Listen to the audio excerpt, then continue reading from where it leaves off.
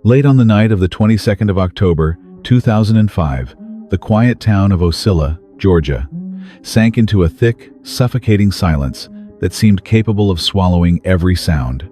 In the small house on the town's outskirts, Tara Grinstead, a gentle high school history teacher and former Miss Tifton, 1999, was winding down a long, busy week with a few rare moments of peace. 2 days earlier, she had been helping beauty pageant contestants with their makeup in Fitzgerald. That evening, she appeared radiant at a backyard barbecue with friends. Anyone who saw Tara that night would remember her smile, bright as stage lights, and the warm, friendly way she spoke, so natural that no one could imagine it would be the last time they saw her so full of life. Around 11 p.m, Tara said goodbye to everyone and drove home. No one knew that as she turned onto the dark, silent road leading back to her cozy house, a chain of horrifying events had already begun.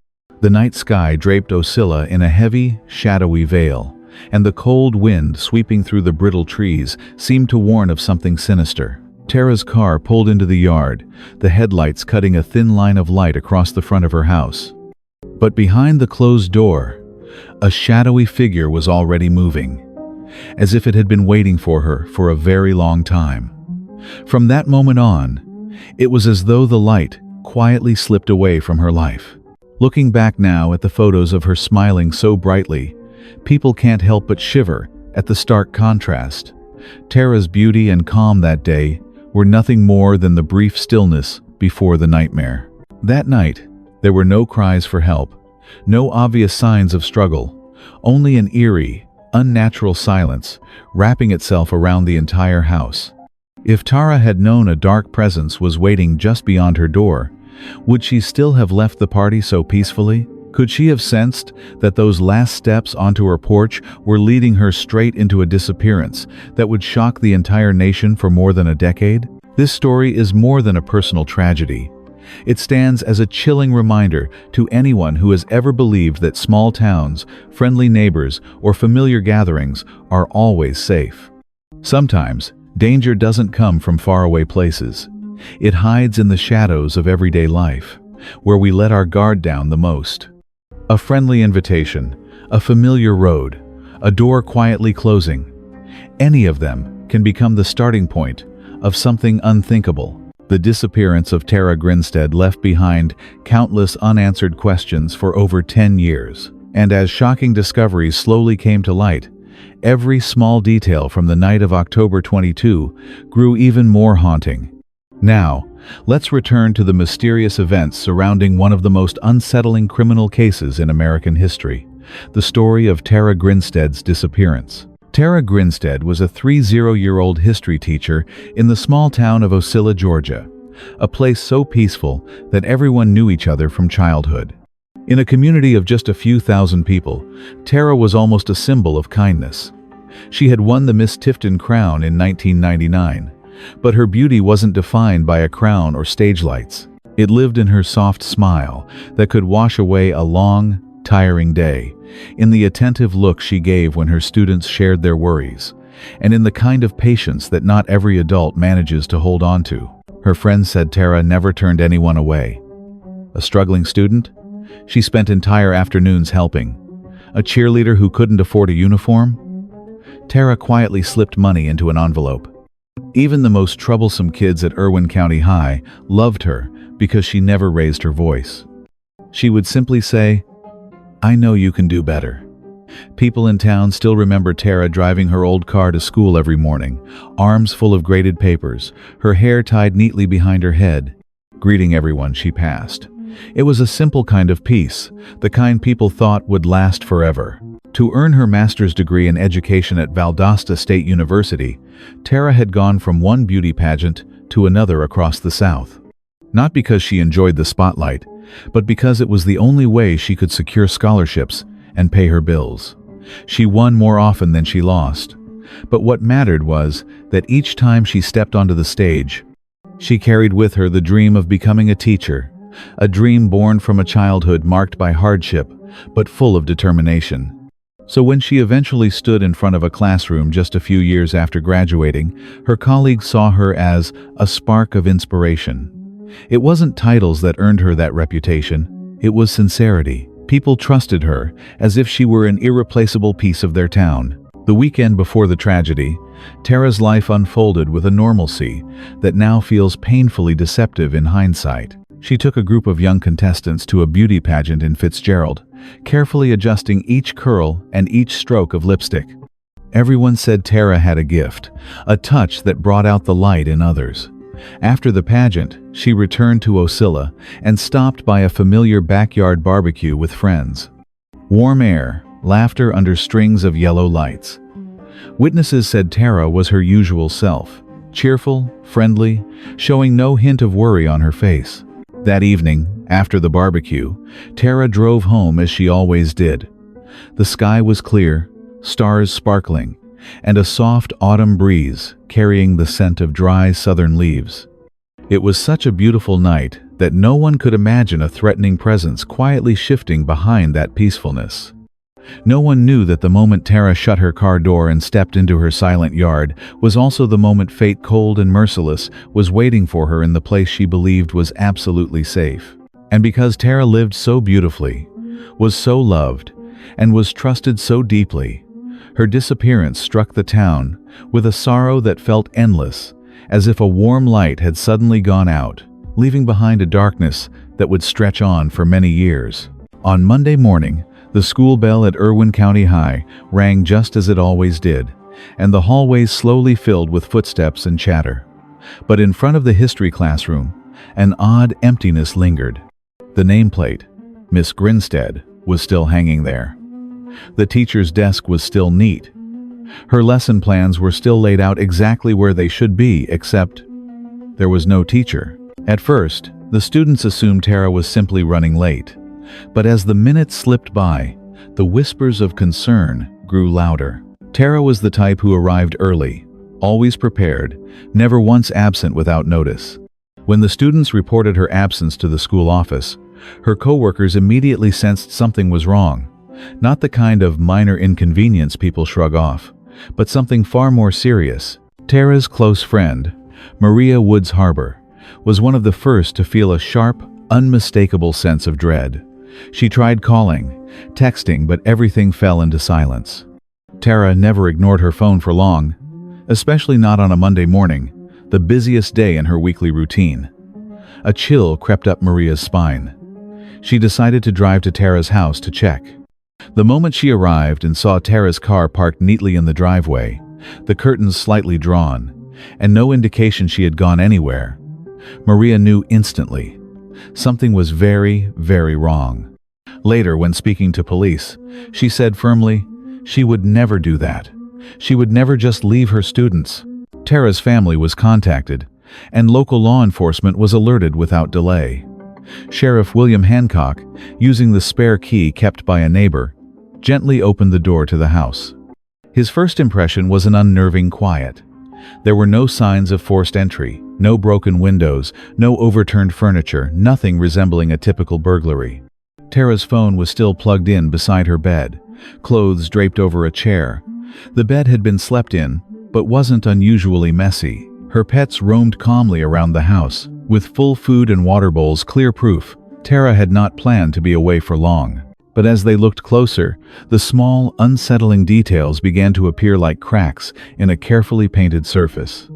Tara's purse and keys were missing, suggesting she may have left the house, but her phone and car were still there. Her alarm clock lay shattered on the floor, as if it had been thrown or yanked during a moment of chaos. The bedside lamp was knocked over, not enough to indicate a violent struggle, but enough to hint that something sudden, something forceful, had occurred.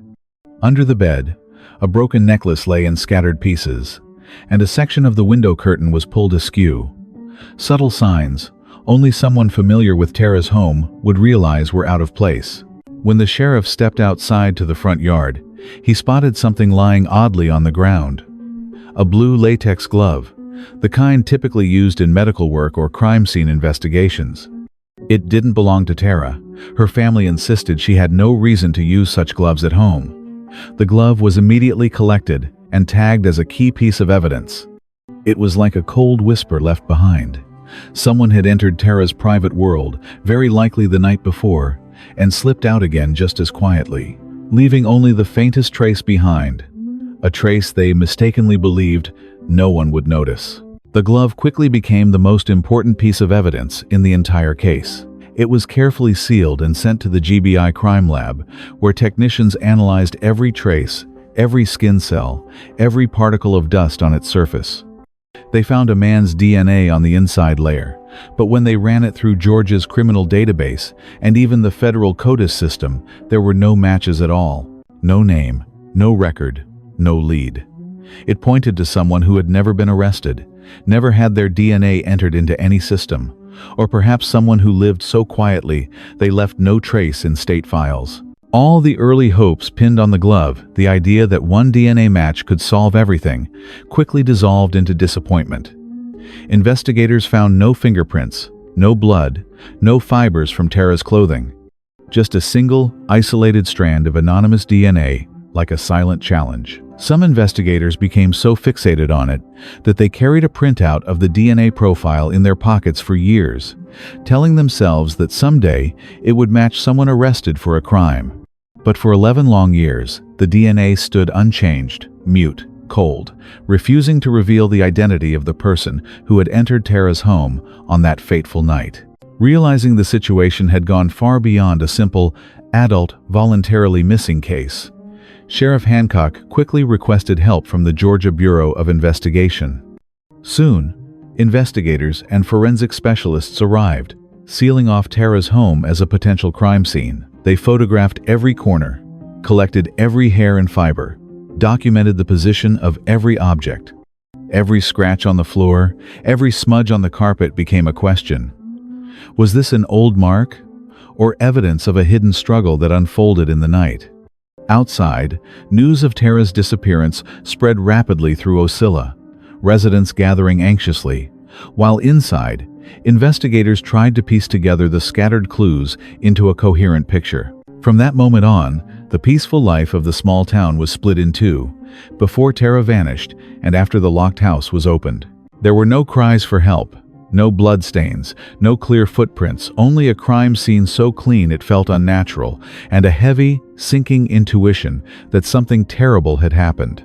As soon as the scene was secured, the first suspects the police considered were not strangers, but the people who knew Tara. In a small town, disappearances rarely involve a random passerby. They usually point to someone close to the victim. Investigators immediately turned to the familiar but weighty questions. Who was the last person to see Tara alive? Who had a reason and an opportunity to approach her without raising suspicion? Tara's ex-boyfriend, a relationship that had lasted for years, was the first person called in for questioning. He cooperated fully, arrived on time, and provided a detailed account of his whereabouts that night. There were no signs of violence, no evidence of cleanup in his home, and most importantly, he had a solid alibi. But a small town's curiosity runs deeper than that. People whispered in the market, in cafes, in schoolyards. Was it jealousy? Was she seeing someone else? The rumors spread faster than the patrol cars. Next, a police officer who had once dated Tara was also pulled into the circle of suspicion, not because there was any incriminating evidence, but simply because he had once been close to her, close enough for gossip to take hold. But when investigators checked his records, phone data, and location history, every piece of evidence showed the same thing. He had nothing to do with it. And with every new person summoned for questioning, another wave of rumors swept through Ocilla, turning the peaceful town into a pressure cooker. But what troubled investigators the most was the stark reality. Everyone close to Tara had airtight alibis, which meant the culprit might not be someone close after all, or worse, someone who had prepared well enough to leave no clear trace beyond the lone glove lying in the yard. And later, in a makeshift burn site hidden deep in rural farmland, people would eventually discover fragments of bone believed to be Tara's, a grim ending to a story that had begun with what seemed like such ordinary Monday morning details. The following months were the darkest phase of the investigation, a long stretch, heavy with despair. Right after Tara vanished, Ocilla became the center of the largest search effort in the town's history. Rumors spread like wildfire. Some said Tara had been kidnapped by a stranger passing through. Others believed she had run away due to work stress. There were even murmurs about a secret relationship. Each theory was like a blade twisting deeper into the hearts of Tara's family, yet none of them filled the terrifying silence hanging over her home. Search teams, police officers, K-9 units, and volunteers combed through every corner around Ocilla. Ponds were dredged, forests searched inch by inch. Even the endless white cotton fields were inspected along every narrow path. Residents set up a Find Tara information center, hung posters throughout town, and kept a 24-hour hotline running. Every call made people hold their breath, hope followed by disappointment, again and again, until it felt like time was stuck forever in that first terrible week. But the more they searched, the colder the trail grew. No new evidence, no witnesses, no useful leads, nothing. At one point, a braggart on YouTube claimed he had killed 16 people, including a beauty queen resembling Tara. But it turned out to be a lie crafted solely for attention.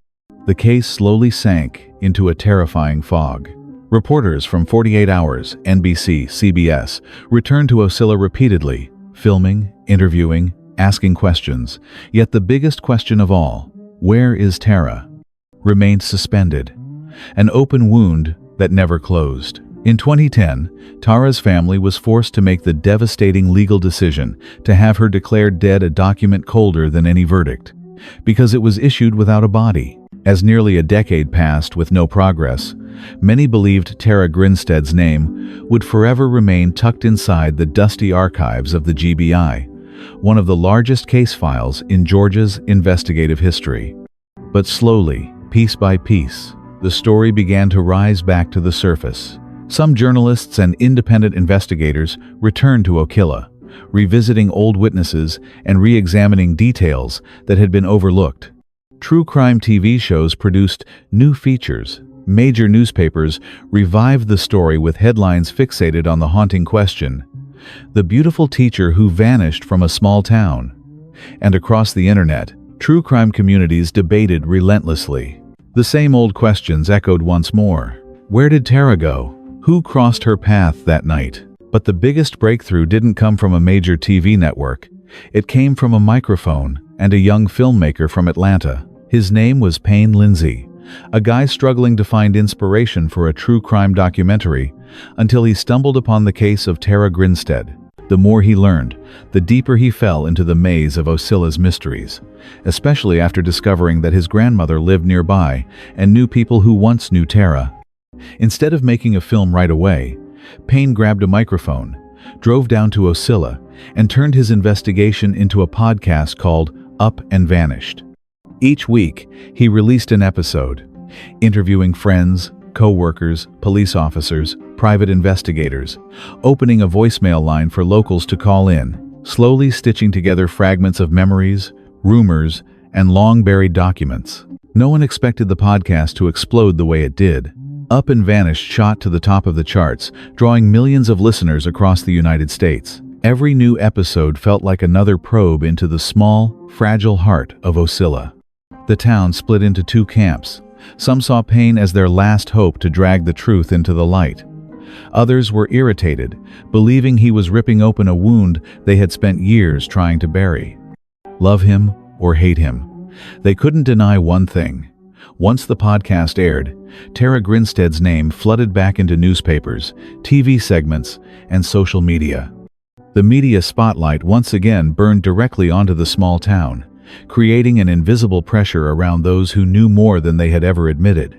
And in that atmosphere, a silent source quiet for 11 years finally spoke up. Not out of guilt, not out of heroism. Simply because he felt the circle tightening. The podcast was digging deeper. Journalists were asking tougher questions. The police, under public pressure, were being forced to reopen every file. He knew that if he stayed silent any longer, someone else would name him first. In February 2017, a sudden twist left Ocilla breathless. After more than 11 years of dead ends, the Georgia Bureau of Investigation announced they had received a surprising tip, one strong enough to lead to the first arrest. Ryan Alexander Duke, 33 years old, a former student at the school where Tara taught, was arrested and charged with first-degree murder. The news hit like lightning. A former student, someone who once walked the halls of Irwin County High under Tara's gentle gaze, was now accused of ending her life. Soon after, on the 3rd of March 2017, Bo Dukes, Ryan's close friend, a man with a mild demeanor but a chaotic private life, was also handcuffed. And it was Bo's statement that left Ocilla in stunned silence. In the interrogation room, Bo sat down, leaned back in his chair, took a long breath, and began to talk. His first sentence made the investigator freeze mid-note. "Ryan told me he killed Tara." According to Bo, on the night of October 22, Ryan sneaked into Tara's house intending to steal some money to buy drugs. He assumed she wasn't home or was fast asleep. But Tara appeared in the darkness at the exact moment he was rifling through her purse. Caught red-handed, Ryan panicked. Bo said, "He told me he couldn't think straight. He just reacted."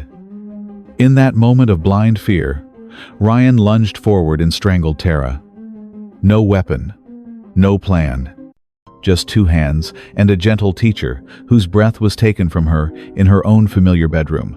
Bo described Ryan's voice when he confessed to him. Shaky, stammering, like someone who had just watched himself commit the most horrifying act of his life. After Tara went still, Ryan dragged her body out of the house, loaded it onto Bo's old pickup truck, and drove to Bo's family's pecan orchard, a place so remote that at night the only sounds were insects and wind slipping through the trees. There, according to Bo, the two men disposed of the body in the coldest way imaginable. Ryan dug a fire pit and lit it. The flames started small, but grew hotter and brighter, sweeping over hair, clothing, skin, and bone. Bo said the fire ate everything, casting an eerie orange glow across the orchard. For 2 whole days, they kept feeding the fire, burning, scraping, turning the ashes, then burning again.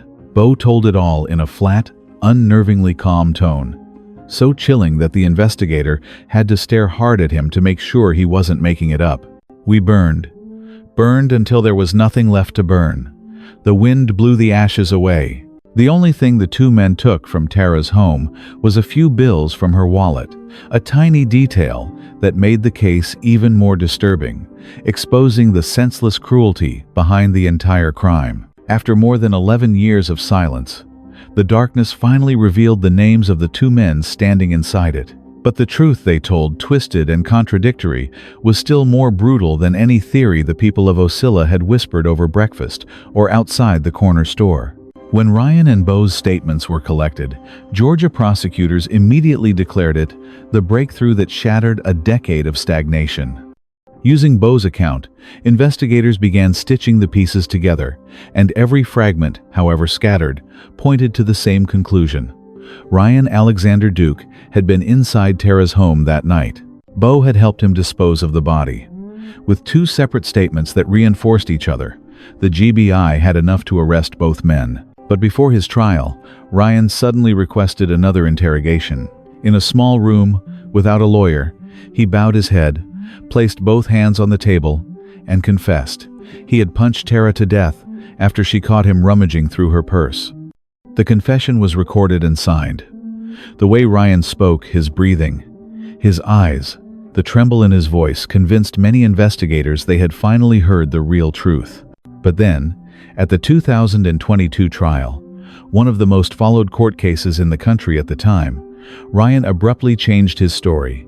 Standing before the jury, pale and fidgeting like a man on the edge, he suddenly dropped to his knees and broke into tears. He claimed that Bo was the one who strangled Tara, and that he only helped cover it up because Bo had threatened him. He said he was under the influence of drugs when he signed the earlier confession, overwhelmed by fear and psychological pressure, unable to distinguish truth from lies. He accused Bo of manipulating him, intimidating him, and said he was merely a pawn forced to obey. The courtroom fell silent. The prosecutor stared at him without blinking. Bo's attorney smirked, Tara's family cried again, not because clarity had come, but because the truth now felt further away than ever. The jury was left with two completely opposite accounts, from two men who had once been as close as brothers, and they had to choose whom to believe, in a case where most of the evidence had literally turned to ash in the Georgia wind more than a decade earlier. That conflicting testimony put the jury in an impossible position. Whom do you believe? Each man cast himself as the pawn manipulated by the other. Prosecutors countered forcefully. There is no evidence Bo was ever inside Tara's home that night. But there is evidence Ryan was. The defense argued back. A man who can burn a body can do far more. Tension in the courtroom strung tight like a wire. Every witness added another layer of suffocating uncertainty. In the end, the legal truth, even if the full truth had long been buried in the pecan orchard's ashes, was finally delivered. Bo Dukes was sentenced to 25 years for concealing a death, lying to investigators, and obstructing justice. The harsh sentence reflected the cruelty of burning Tara's body for 2 days, and the decade-long silence that followed. The court called his actions cowardly, cold, and inhuman. As for Ryan Duke, the central figure around whom the entire case pivoted, the outcome was unexpected. Because the jury could not unanimously convict him of first-degree murder, Ryan was acquitted of the killing itself. However, he was sentenced to 10 years for concealing the death of another, the maximum sentence for that charge. When the judge read the verdict, Tara's family wept. 12 years of waiting, hope, disappointment, stalled investigations all collapsed into that moment. Tara's stepmother, who had quietly placed flowers at her doorstep every year, told reporters through tears, "We always believed the case would be solved." The verdict could not bring Tara back, and the full truth may forever remain buried in the ashes. But at the very least, justice, however delayed, had finally brushed against the family of the gentle teacher who vanished into the Ocilla night. Everything that unfolded over that long, painful journey, from the confused Monday morning, the desperate searches, to the tangled web of lies and half-truths, eventually brought the tragic story of Tara to a close. But people will not remember her only because of the haunting nature of her death. What stays behind, stronger than anything else, is the image of a gentle, devoted teacher who poured her heart into every class, every student, every small moment of her life. Tara Grinstead, affectionately known as the most beloved teacher at Irwin County High, lives on in the memories of everyone who ever met her, even if only once. To her students, Tara was more than an instructor. She was a soft, steady anchor in the turbulence of youth. To her co-workers, she was a warm light, easing the fatigue of long afternoons. To her family, she was a bright source of pride. And to the entire town of Ocilla, she was a symbol of kindness. A kindness stolen far too suddenly, leaving behind an emptiness that people still haven't shaken off. Even years later, Tara's smile has now become the most heartbreaking memory of all. The familiar streets that once felt absolutely safe can hide danger at any moment. Never ignore unusual signs, never be careless with strange invitations, and always stay alert, even around those who seem friendly. Sometimes, cruelty comes from where we least expect it. Even as late as 2025, legal debates surrounding Tara's case have not fully ended. A Georgia appellate court even overturned several additional charges, stating that authorities had reason to suspect the two men as far back as 2005. Justice simply arrived far too late. Thank you for listening to this haunting story of Tara Grinstead. If you have thoughts, feelings, or a message to share after hearing this heartbreaking journey, leave a comment below. Even a small reflection can help someone understand, stay alert, or maybe even escape danger in real life. And if this story resonated with you, don't forget to subscribe and turn on notifications so you won't miss the next true crime case stories that sometimes hold lessons capable of saving a life. Stay safe. I'll see you in the next story.